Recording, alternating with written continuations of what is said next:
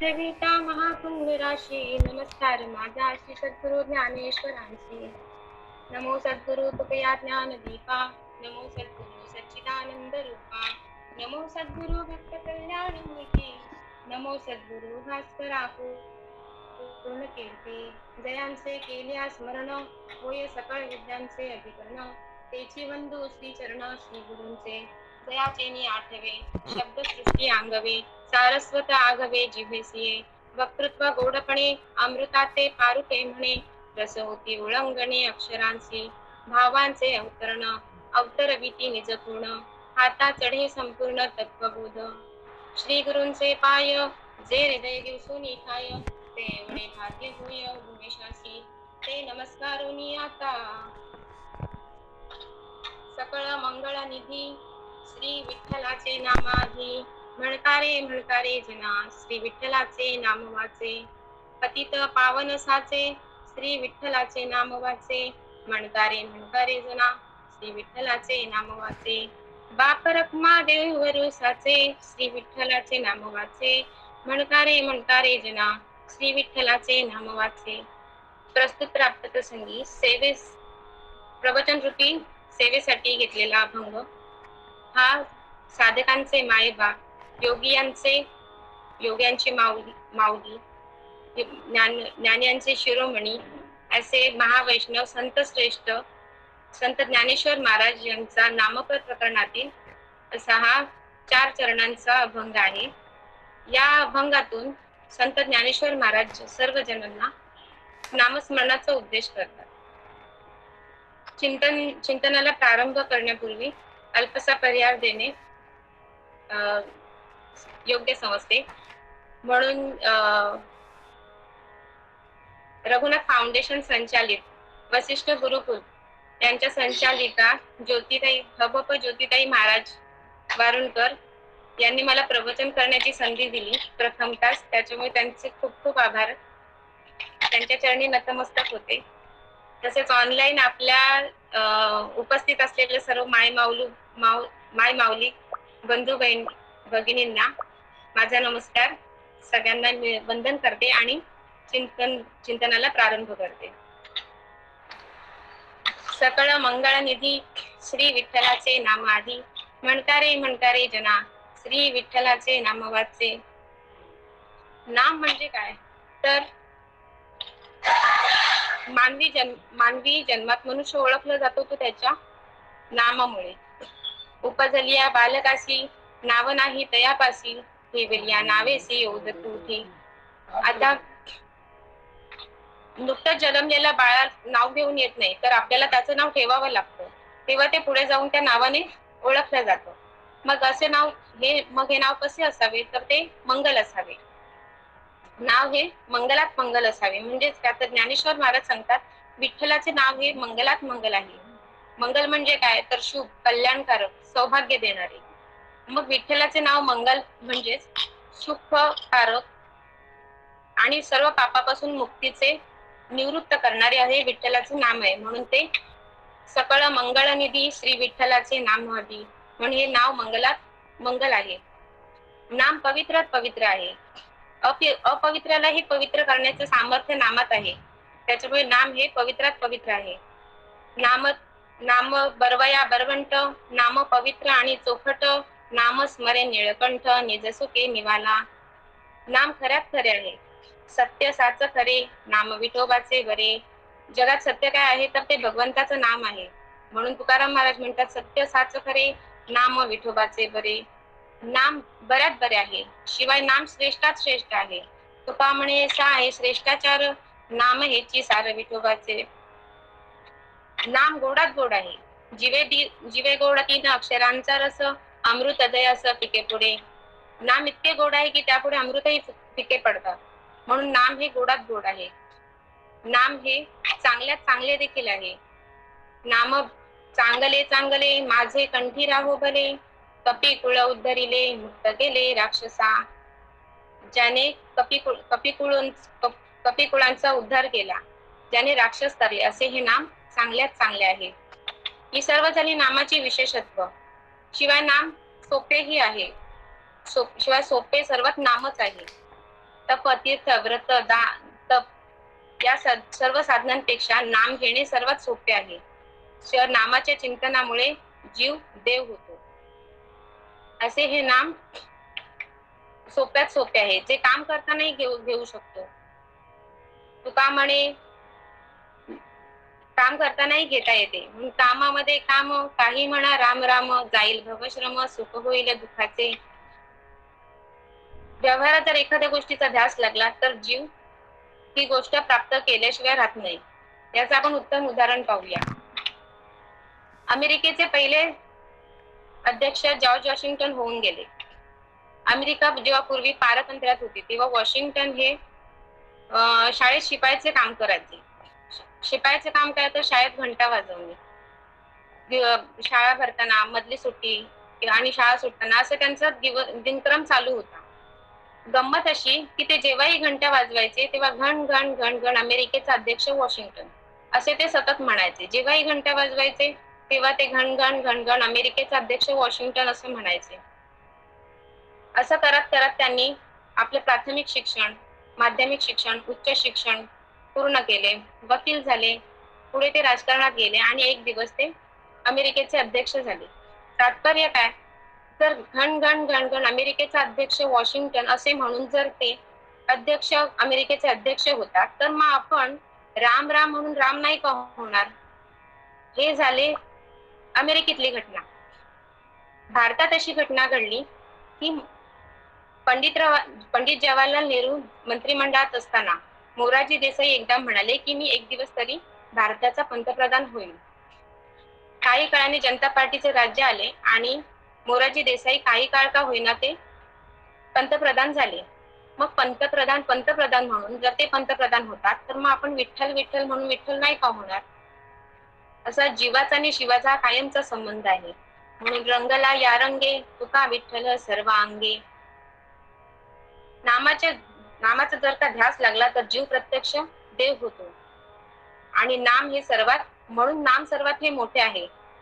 पृथ्वीपेक्षा पाणी 10 पट, पाण्यापेक्षा तेज 10 पट, तेजापेक्षा वायू, वायूपेक्षा आकाश, पण नाम मात्र हे आकाशापेक्षा अनंत पट आहे. ते ज्ञानेश्वर महाराज हरिपाठात सांगतात. ज्ञानदेव पुसे निवृत्तीसी जाड, गगनाहुनी वाढ नाम आहे. असे हे नाम आकाशापेक्षा अनंत पट आहे. मग हे नाम जे आकाशापेक्षा अनंत पट आहे, मग जे हे नाम जर इतके मोठे आहे, मग नामधारक म्हणून नामधारक मोठा. तर नामधारक कोण, तर जागृती, स्वप्नी, सुषुप्ती या तिन्ही अवस्थेत जो नाम चिंतन करतो, जे भगवंताचं नामस्मरण करतो तो नामधारक. मग नामास कोणता प्रतिबंध नाही. शिवाय नाम हे कसंही घेता येते, सदा घेता येते, कोणत्याही अवस्थेत, कोणत्याही काळात, कोणत्याही देशात. बालपण असो, तरुणपण असो, वृद्धपण असो, कसंही घेता येते. उठता, बसता, चालता, बोलता, हसता, खाता, पिता तुम्ही नाम कसंही घेऊ शकता. शिवाय शुद्धतेचीही गरज नाही. तुकाराम महाराज सांगतात, म्हणून गोड सर्व भावे, आंघोळी न लगे तोंड धुवावे, अर्थ चाड जीवे न लगे घ्यावे संसारा. असे हे नाम सर्वात आधी आहे. म्हणून प्रथम उठल्यावर तुम्ही नामस्मरण करा. भगवंताचं जर नाम स्मरण केले तर तुम्हाला जीवनात काही कमी पडणार नाही. असे हे नाम मोठे आहे. प्रत्येक युगात भगवत प्राप्तीची वेगवेगळी कारणं वेगवेगळी साधनं सांगितली आहेत. आता युग कोणती, तर कृत, त्रेता, द्वापार आणि कली अशी 4 युगात भगवत प्राप्तीची वेगवेगळी साधने सांगितलेली आहेत. जसं की कृतयुगात मनुष्य मन, बुद्धी, इंद्रिय इत्यादी सत्वगुण संपन्न होऊन आपापली कर्म करतात. सत्वगुणाच्याच योगाने तप आणि दान याविषयी आवड वाटते. त्यामुळे ते कृतयुग. त्रेतायुगात प्राणी मात्रांची वृत्ती ही काम्य कर्माकडेच असते, त्याच्यामुळे ते त्रेतायुग. तिसरं म्हणजे द्वापार युगात लोभ, असंतोष, दंभ, अहंकार इत्यादी दोष बळावतात. त्यामुळे त्या युगात मनुष्य मोठ्या आवडीने सकाम कर्म करतो आणि असं ते रजतमादी युक्त, म्हणून ते द्वापार युग. आणि चौथं म्हणजे कलियुग. कलियुगामध्ये काम, क्रोध, मद, मत्सर, दंभ, अहंकार, छळ, कपट आळस, निद्रा, भय, शंका या सर्वांचा इत्यादी दोषांचा बोलबाला आहे. त्याच्यामुळे ते कलियुग, आणि कलियुग हे तामस युग आहे. मग अशा या 4 युगात भगवत प्राप्तीची 4 वेगवेगळी साधनं सांगितली आहेत. जसे की कृत युगामध्ये विष्णूचे ध्यान करणे, त्रेता युगामध्ये यज्ञयाग करणे, द्वापार युगामध्ये विष्णूची पूजा करणे, विधिवत पूजा करणे, आणि चौथं म्हणजे कलियुग, ज्यामध्ये सर्वात सोपं साधन सांगितलंय ते म्हणजे हरिकीर्तन. निश्चित असं फलदायी कलियुगात जे आहे ते हरीचं कीर्तन आहे. नामाचा उच्चार जिथे आहे तिथे कली काही करू शकत नाही. कलियुगी माझे करावे कीर्तन, तेथे नारायण देईल भेटी, तेने नारायण देईल भेटी. म्हणून 4 युग, 4 वेद, 6 शास्त्र, 18 पुराण, रामायण, महाभारत या सर्व ग्रंथांचं तात्पर्य हे फक्त भगवंताच्या नामस्मरणात आहे. जगात काही गोष्टी दिसायला सुंदर आहेत, जगात काही गोष्टी दिसायला सुंदर नाहीत आणि असायलाही पवित्र नाहीत. उदाहरणार्थ मळ, विष्ठा, केरकचरा, जे दिसायलाही सुंदर नाहीत आणि असायलाही पवित्र नाहीत. पण काही गोष्टी दिसायला सुंदर आहेत पण असायला पवित्र नाहीत, जसे की वैश्या आदी करून. काही गोष्टी दिसायला सुंदर नाहीत पण असायला मात्र पवित्र आहेत, जसं की शेण, गोमूत्र. गोमूत्र प्राशन केलेलं असता तन आणि मनाची शुद्धता होते. पण काही गोष्टी दिसायलाही सुंदर आहेत आणि असायलाही पवित्र आहेत, जसं की माझ्या भगवंताचं रूप. भगवंताचं रूप हे जितकं दिसायला सुंदर आहे तितकंच असायला पवित्र आहे. राजेचा सुकुमार, मदनाचा पुतळा, रवी शशी कळा लोकलिया. ज्याप्रमाणे भगवंताचं नाम सुंदर आहे आणि पवित्र आहे, ज्याप्रमाणे भगवंताचं रूप सुंदर आणि पवित्र आहे, त्याप्रमाणे भगवंताचं नाम देखील तितकंच सुंदर आणि पवित्र आहे. पवित्राणाम पवित्रम यो, मंगलानाम च मंगलम, दैवतम देवतानाम च भूतानाम यो व्ययपिता. विष्णू पुराणात विष्णू सहस्त्रनामातला श्लोक आहे हा. म्हणून नाम आधी आहे, हे असं नाम मंगल असल्यामुळे ते जर कार्यारंभी घेतले असता कार्य सिद्धीस जाते. म्हणून ज्ञानेश्वर महाराज सांगतात नाम हे आधी घ्या. मग हे नाम घेतल्यावर होणारे फायदे काय आहेत? तर भगवन नामाचा पहिला फायदा म्हणजे पापनिवृत्ती. भगवन नाम, जर भगवंताचं नाम सतत तुम्ही घेत राहिला तर पापनिवृत्ती होते. कारण माणसाच्या जीवनात कळत नकळत अगणित पाप घडतात. जर त्या पापापासून निवृत्त व्हायचं असेल तर भगवंताचं नाम घेण्यावाचून दुसरा पर्याय नाही. दुसरं म्हणजे भगवन नामाचा दुसरा फायदा, भवसिंधू तरुण जाता येतो. भगवन नामाचा तिसरा फायदा, त्रिविध ताप नाहीसा होतो. आता ताप हे 3 प्रकारचे आहेत. एक आध्यात्मिक, आदिभौतिक आणि आदिदैविक, असे हे 3 प्रकारचे ताप हे भगवंताच्या नामस्मरणाने जातात. नामस्मरणाने मोक्ष प्राप्त होतो. तुका म्हणे नामा पाशी चारी मुक्ती, ऐसे बहुत ग्रंथी बुधी दे. इतर साधनांपेक्षा नामाने मोक्ष सहज मिळतो. म्हणून मुखी नाम हाती मोक्ष, ऐशी साक्ष बहुतांची.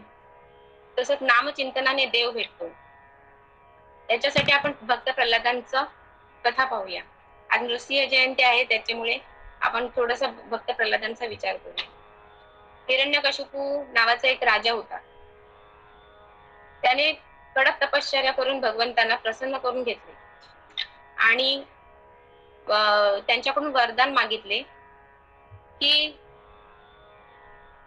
प्राण्यांपासून किंवा माणसापासून, घरात किंवा घराबाहेर, दिवसा किंवा रात्री, आणि दिवसा आणि रात्री, आणि अस्त्राने किंवा शस्त्राने, असं कोणत्याही गोष्टीने मरण येणार नाही असं त्यांनी वरदान मागून घेतलं. असे असताना भगवंताने त्यांना वरदान दिलं, तथास्तु म्हणाले, आणि वरदान मिळाल्यानंतर हिरण्यकशिपू राजा अधिक उन्मत्त झाला, अधिक क्रूर झाला, आणि त्याने भगवंताचं नाम घेण्यास सर्वांना बंधन घातलं की आता देवाचं नाव इथे कुणी घेणार नाही. परंतु हिरण्यकशिपूचा मुलगा भक्त प्रल्हाद हा देवाचा फार मोठा भक्त होता. तो सतत अखंड नारायण नारायण त्याचा जप चालू असे. तो अखंड नामस्मरणात असायचा. ते पाहून हिरण्यकशिपूला राग आला. त्याने त्याला ताकीद दिली की इथून पुढे देवाचं नाव घ्यायचं नाही. परंतु भक्त प्रल्हाद काही ऐकले नाही. त्यांनी अखंड नामस्मरण त्यांचं चालूच होतं. नारायण नारायण सतत ते नामजप करत होते. मग हिरण्यकशिपूने शिपायांना आज्ञा दिली. त्यांनी सांगितलं की त्याला उंच कडेलोट करा आणि खोल दरीत त्याला ढकलून द्या. तसं शिपायांनी केले. त्याला घेऊन कडेवर गेले. पण भक्त प्रल्हाद काही घाबरले नाही. त्यांचं नामस्मरण अखंड नारायण नारायण जप चालूच होता आणि त्यांनी वर कडेलोट केला. परंतु त्यांना त्यांचं अखंड नाम राम नारायण जपामुळे त्यांना काही झालं नाही आणि तसंच ते नाम जप करत करत ते राजवाड्यात परतले. हे पाहून हिरण्यकशिपू आणखीन चिडला. त्याने त्यांना सांगितलं की त्याला उकळत्या तेलात टाका. शिपायांनी त्याला उकळत्या तेलात टाकले. पण प्रल्हादाचं नाम जप अखंड चालू असताना त्याच्या स्पर्शाने ते उकळतं तेल थंडगार झाले आणि प्रल्हादाला काही झाले नाही. नंतर हिरण्यकशिपू आणखीन चिडला. त्याने उन्मत्त हत्तीच्या पायाखाली बांधून द्यायला सांगितले. यावर प्रल्हादाचा हत्तीला स्पर्श झाला आणि उन्मत्त हत्ती शांत होऊन प्रल्हादाशी खेळू लागला. तेव्हाही हिरण्यकशिपू आणखीन चिडला आणि त्याने आपली बहीण होलिका हिला बोलावून घेतले. होलिकेला वरदान होतं की तिला अग्नी भस्मसात करू शकणार नाही. तिला अग्निभस्म नाही करू शकणार. असं होलिकेला वरदान असताना हिरण्यकशिपूने तिला सांगितले की प्रल्हादाला मांडीवर घेऊन बस आणि अग्नीच्या चितेवर मांडीवर घेऊन बस. तिने तसं केलं. प्रल्हादाला घेतला आणि मांडीवर घेतला आणि ती अग्नीच्या चितेवर बसली. पण झालं असं की त्याचं अखंड नारायण नारायण जप जे चालू होतं त्याच्यामुळे त्याला काहीच न होता होलिका त्या अग्नीमध्ये भस्मसात झाली. असं असताना हिरण्यकशिपू आणखीन चिडला, अधिक संतापला आणि त्याने प्रल्हादाला विचारले, कुठे आहे तुझा नारायण, मला दाखव. कुठे आहे तुझा नारायण? तर प्रल्हाद म्हणाला, सगळीकडे आहे. मग या खांबातही असेलच की? तो म्हणाला, हो, या खांबातही आहे. त्याने रागात जोरात लाथ मारली खांबावर आणि त्या खांबातून मोठा कडकडाट झाला आणि खांब दुभंगला आणि त्यातून भगवान नरसिंह प्रगट झाले. त्यांचं मुख होतं सिंहाचं आणि शरीर होतं माणसाचं. ती सायंकाळची वेळ होती, त्यामुळे ना दिवस होता ना रात्र होती. त्यांनी हिरण्यकशिपूला उंबरठ्यावर घेतले, त्यामुळे घरातही नाही आणि घराच्या बाहेरही नाही आणि आपल्या तीक्ष्ण नखांनी हिरण्यकशिपूचे पोट फाडले. ना अस्त्राने ना शस्त्राने. अशा पद्धतीने वरदानाच्या सर्व अटींचं पालन करून नरसिंहांनी हिरण्यकशिपूचा वध केला आणि आपल्या भक्ताचं रक्षण केलं आणि भक्त प्रल्हादांना दर्शन दिलं. त्यामुळे भगवंतांच्या नामस्मरणाने देव भेटतो. नारदजी भगवंत नारदांना सांगतात, नारदजी, मी वैकुंठात राहत नाही किंवा योग्यांच्या हृदयात देखील राहत नाही, तर जिथे माझे भक्त माझं नामस्मरण करतात मी तिथे राहतो. अशा नामचिंतनाने देव भेटतो. नामचिंतनाने मन शांत होते. आता मन हे किती चंचल आहे.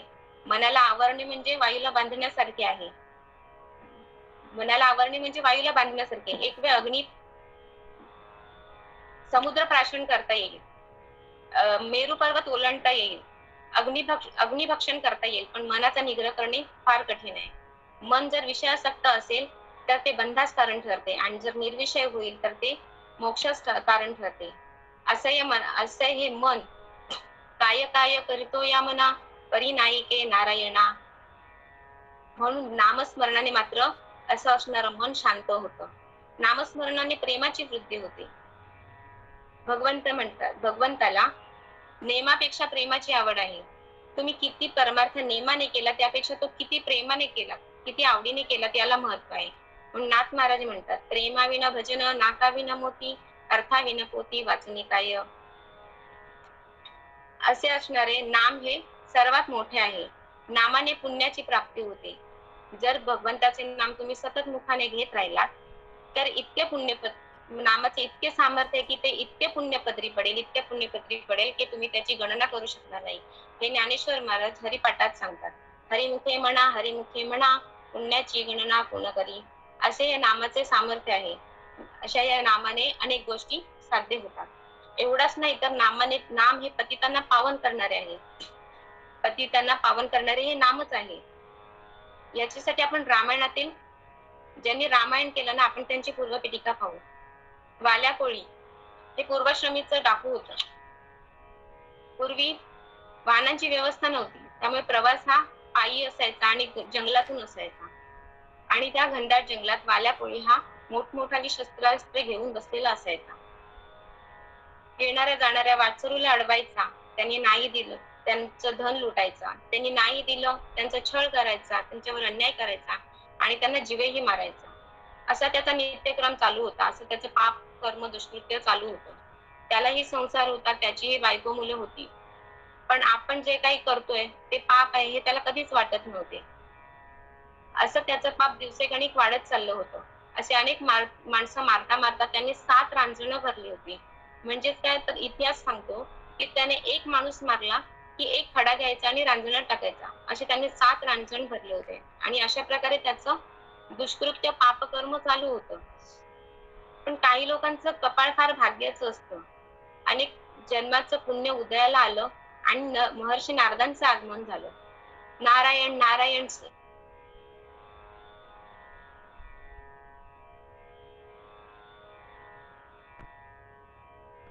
आवाज गेला ताई, आवाज गेला. वचन करत कोण आहेस तू? एक सेकंड. हा नाही तो कॉल आला राम. नारदजी म्हणाले कोण आहेस तू? असा त्यावर वाल्याकोळी म्हणाला मी या भागातील फार मोठा दरोडेखोर आहे. मग माझ्याकडून काय हवंय तुला? तर म्हणाला माझं तुमच्याकडे जे काही धन असेल ते मला देऊन टाका. त्यावर नारदजी म्हणतात नारदजीने शांत राहिले आणि आपल्या गळ्यातील वीणा आणि 2 चिपळ्या काढून त्याला दिल्या. म्हणाले हे घे तू. ते म्हणाले हे काय देतोय तू? हे जर मी घरी घेऊन गेलो तर बायको मला शिव्या देईल. मला तिच्यासाठी रोज धन संपत्ती पैसे घेऊन जावे लागतात आणि हे नेलं तर मला ती शिव्या देईल. यावर नारदजी म्हणाले अरे तू ज्या बायको मुलांसाठी हे एवढं पाप कर्म करतोयस आणि तिचं धन लुटतोस, त्यांना कुणी नाही दिलं तर त्यांना जीवे मारतोस, हे तुला पाप वाटत नाही का? यावर वाल्याकोळी म्हणाला पाप म्हणजे काय? ते काय असतं? नारदजींनी त्याला चिमटा काढला. म्हणाले आता काय झालं? म्हणाला वेदना झाल्या. मग आपल्यामुळे जर कोणाला त्रास होत असेल, कोणाला रडू येत असेल, कोणाला दुःख होत असेल तर त्याला पाप म्हणावं. आणि जर आपल्यामुळे एखाद्याच्या चेहऱ्यावर हसू उमललं, एखाद्याच्या जीवनात सुख आलं तर त्याला पुण्य म्हणावं. ती महर्षी नारदांची वाणी होती. एक एक विचार सांगत सांगत वाल्याकोळ्याच्या हृदयाला पीळ पडला. संत जे काही सांगतात आपण आजपर्यंत त्याच्या विपरीत जगलोय. त्याचं त्याला घृणा वाटू लागली. त्याच्या पापाबद्दल त्याला किळस यायला लागली. आजपर्यंत अगणित माणसं मारली याच्याबद्दल त्याला पश्चाताप होऊ लागला आणि जिथे पश्चाताप होतो ना तिथून परमार्थ सुरू होतो. नारदजी म्हणाले अरे तू ज्या बायको मुलांसाठी हे इतकं पाप कर्म करतोयस त्या बायको मुलांना तू जाऊन विचार की ते तुझ्या पापात सहभागी आहेत का? त्यावर वाळ्याकोळीला विश्वास बसेना. त्याने काय केलं नारदांना झाडाला बांधले आणि तो घरी गेला आणि आपल्या पत्नीला विचारले काय ग मी आतापर्यंत एवढी पाप केले तर त्यात तू माझ्या सहभागी आहेस का माझ्या पापांमध्ये? तर त्याची बायको म्हणाली नाही मालक, आम्ही तुमच्या पापामध्ये सहभागी नाही. तुम्ही पुण्य केलं असतं तर आम्ही तुमच्या सोबत आहोत, पण तुमच्या पापात आम्ही सहभागी नाही. असे म्हटल्याबरोबर वाल्याकोळीच्या जिव्हारी लागलं. त्याला अधिक वाईट वाटलं. माता पिता बंधू भगिनी कोणी नपवती निर्वाणी, इष्ट मित्र स्वजन सोयरे हेतो सुखाची मांडणी, एकला मी दुःख भोगी कुंभचा पाक जाचणी, तेथे कोणी सोडविना एका सद्गुरु वाचणी. अशा प्रकारे वाल्याकोळीला वाईट वाटलं. तो तिथून निघाला आणि नारदजींकडे जाऊन पोहोचला. नारदजींना म्हणाला नारदजी मला क्षमा करा. मी आतापर्यंत एवढं पाप केलंय. माझ्यासारखं पापी या जगात दुसरा कोणी नसेल. माझा उद्धार करा. मला मला माझ्यावर उपकार करा. माझा उद्धार करा.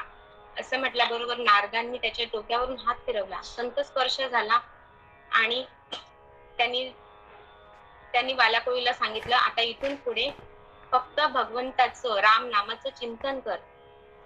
राम रामेती रामेती रमे रामे मनोरमे सहस्रनाम तंतुल्यम राम नाम वरानने. अशा प्रकारे नारदजी म्हणाले की आता तू रामनामाचा जप कर, एकांतात बसून रामनाम हा जप कर. त्यावर बाल्या कोळीला ते म्हणाले म्हण राम. त्याच्या एवढे दिवस पाप केलं, एवढी वर्ष पाप केलं, त्याच्या तोंडातून राम काही येईना. तो म्हण राम म्हटलं की मरा म्हणायचा. नारदजी म्हणाले ठीक आहे, तुला राम नाही म्हणता येत ना, मरा येतं ना, मग म्हण मरा. 3 वेळा मरा म्हटलं की 2 वेळा राम तयार होतं. मग असं हे नामस्मरण त्याचं मरा मरा म्हटला म्हणत कधी राम राम राम जप तयार झाला हे त्याचं त्याला कळलं नाही. आणि अखंड चिंतनात तो बसलेला, अनेक वर्ष राम प्रभूंच्या चिंतनात बसलेला, त्याच्या भोवती वारूळ तयार झालं. अनेक वर्षांनी महर्षी नारदजी तेथून चालले होते. राम नामाचं भजन त्यांना ऐकू आलं, पण हे कुठून येत आहे ते त्यांना कळेना. हा आवाज कुठून येतोय हे त्यांना कळेना. मग त्यांनी पाहिलं तर वारुळातून आवाज येतोय. त्यांनी जाऊन वारुळ बाजूला केलं. पण राम नामाचं जप करायला बसलेला जो बाल्या कोळी होता, तो आता वारुळ बाजूला केल्यानंतर महर्षी वाल्मिकी झाला होता. हा एवढा कायापलट फक्त आणि फक्त राम नामाच्या चिंतनाने झाला. म्हणून ज्ञानेश्वर महाराज म्हणतात की नाम हे पतितांना पावन करणारे आहे. कितीही महान पातकी असला तरी तो नामाने तरून जातो. एके दिवस अजामिळाच्या घरी काही साधू संत मंडळी आले असता अजामिळाने त्यांना जेवू घातले. त्या साधू संतांनी अजामिळाला त्याचे नाव नारायण ठेवायला सांगितले आणि मुलाला नाव हाक मारण्याच्या निमित्ताने त्याच्या मुखातून भगवंताचं नाम आलं आणि त्याचा उद्धार झाला. नामस्मरे अजामिळ महापातकी चांडाळ, नामे झाला से सोज्वळ आपणा सहित निवाला. असे हे नाम पतितांना पावन करणारे आहे. म्हणून ज्ञानेश्वर महाराज म्हणतात पतित पावन साचे श्री विठ्ठलाचे नाम वाचे. नाम हे सत्य आहे, साच आहे, खरे आहे. जगात काही सत्य असेल तर ते नाम आहे. बापरखमा देववरू साचे श्री विठ्ठलाचे नाम वाचे. कारण परमात्मा हा सत्य आहे आणि परमात्म्याचे नाम देखील सत्य आहे. म्हणून काय राहील ते फक्त परमात्म्याचे नाम राहील, इतर काही शिल्लक राहणार नाही. म्हणून हे भगवंताचं नाम सत्य आहे. सकळ मंगळ निधी श्री विठ्ठलाचे नाम आधी. ज्ञानेश्वर महाराज म्हणतात नाम आधी घ्या. आधी म्हणजे कधी? पुष्कळ माणसं विचार करतात की आयुष्यभर संसार करायचा आणि म्हातारपणी परमार्थ करायचा. पण संत सांगतात की भगवंताला ताजी फुलं आवडतात, शिळी नाही. म्हणून परमार्थ हा तरुणपणी करावा, म्हातारपणी नाही. कारण आपल्याला जो देह मिळालाय तो काळाचा आहे. आपलं असं या जगात काही नाही. देह हे काळाचे, धन कुबेराचे, येथे मनुष्याचे काय आहे. काळ कधी आपल्यावर घाला घालेल हे कळणार नाही.